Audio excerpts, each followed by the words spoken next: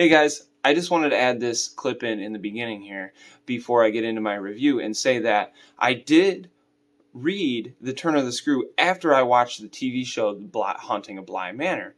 And it did give me a different appreciation for Bly Manor because like I say in my review, the ending is very different in The Turn of the Key by Henry James, and The Haunting of Bly Manor was a whole different storyline because they introduced different things. Like the showrunners were like, hey, let's do this, this, and this. And that led to a different tragic ending.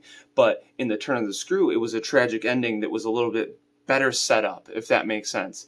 And in Bly Manor, there's a little bit of an info dump at the end, and that kind of ruined that show for me. But I felt like they had to do that based on the showrunners and what they ended up doing with introducing different plot points, that aren't in Henry James' work. So I thought that was pretty cool, but it did give me a different perspective and actually kind of made me like the show a little bit more than this story that I'm about to review. So thank you for stopping by.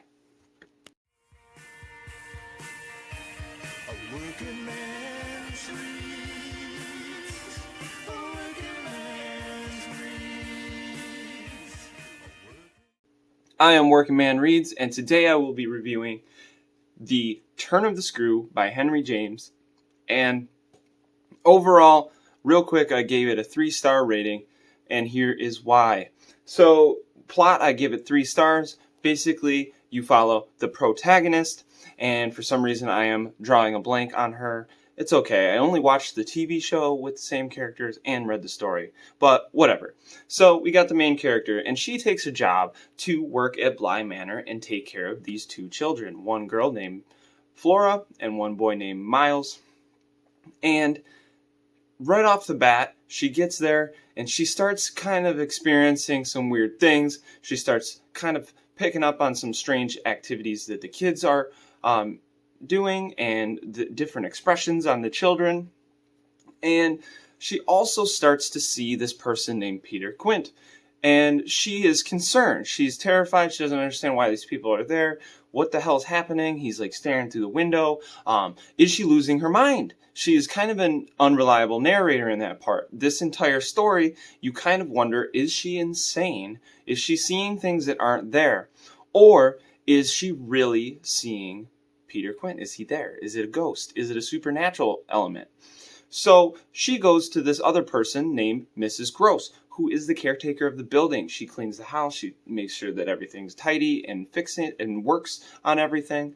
And this main character, she says, hey, I'm seeing this person, and describes that person to Mrs. Gross. Now, Mrs. Gross is like, knows instantly, that's Peter Quint. I hate that guy. He's terrible, and he's been dead, though, for 6 months. How are you seeing him? And they're instantly shaken. Now, they are playing by the water, and Flora, the smaller girl, she ends up seeing her previous caretaker, Mrs. Jessel, or Miss Jessel, and she sees her across the water. And then the new person taking care of the children sees Miss Jessel.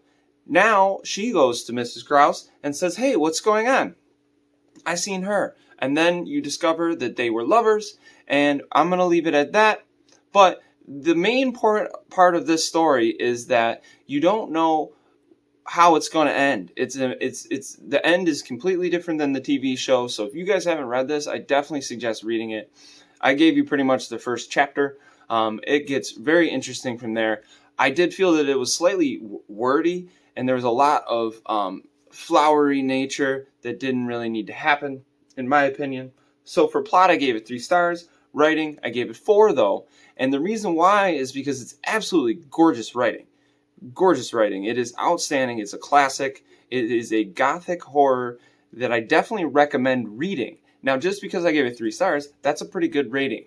I was floating between 2 and 3, but I ended up landing on 3 because of this writing was just outstanding, and I feel that it is a classic for horror, and people should read it. So definitely go out and check it out. Number 2, or horror, I gave the number 2. I just felt like it wasn't terrifying to me. I there's a lot of things left up for interpretation, and I don't know what was the deal there. Characters, I gave 3 stars. There was nothing really memorable about it. I did find that the main protagonist was slightly kind of annoying at times. Fun level, I gave 2 stars. And then overall, I gave it a 3. And really what saved it is that ending that I wasn't expecting, because it was different than Bly Manor. So now I'm going to get into the comparisons of Bly Manor. And basically, if you haven't read the story or you haven't watched the TV show, definitely leave at this point. This is more just a chat for anybody out there that has experienced both of them. I would love to. All right, so I cut a little bit out there because I want to give you guys the chance to click away. So in 3, 2, 1, right off the bat, you find out that Miles was expelled, and there's something wrong, there's something off with him. Now, I wasn't sure if he was possessed. Also, definitely check out Coffin Couch with Scion, Jay, and Brad. They did like an in-depth conversation and spoiler chat talk about Bly Manor. So if you watch it, definitely go check that out. They're available on Spotify. It's a podcast form. So number 2 here, we got the owner of Bly Manor doesn't want to be involved with anything, and that is the case. So the owner is just basically like hands off. He's just like, don't call me. I don't want to deal with it. You just handle everything with the kids. I don't give a shit. I don't want to know. So all right. I have no idea what I wrote on that next one, but something about Mrs. Gross. All right, so I also wrote that the previous caretaker died. And there was something going on between the previous caretaker and the children, and it was a weird dynamic in the story. And it was like kind of similar to the Bly Manor, how like you weren't sure like what Peter Quint's relationship with Miles was. They were very, very close. And then I also wrote that the boy is dangerous. Now, in the show, you did get that vibe that the boy was a little bit off. And then in the book, it's a little bit more obvious that the kid's a little bit like messed up. Like there's something wrong with him. Something has gone on that has made him how he is. The main character keeps seeing Quint, and that is the case. Or she sees him for the entire beginning, and then that happens in Bly Manor also. She starts seeing him out the window, and she's like, "What the fuck is going on?" Mrs. Gross said that Quint was a bad person. Mrs. Quint did not trust Peter Quint at all. Said that he was a bad guy. He took Mrs. Jessel, and we don't know what happened to Mrs. Jessel or Peter Quint in the story, but you do find out in Bly Manor. So I also said that Flora sees Mrs. Jessel on the edge of the bank, and that's kind of what proved that Miss Jessel was still there too and haunting the building. You find out that Quint and Jessel dated in the story, and that also happened in Bly Manor. Now, and Flora is wonderful in the story. I wrote that she is positively splendid, and the author does write splendid quite a few times, so that was kind of funny. That's kind of where I stopped, because then we started getting into like complete differences between the story and how it ended to Bly Manor.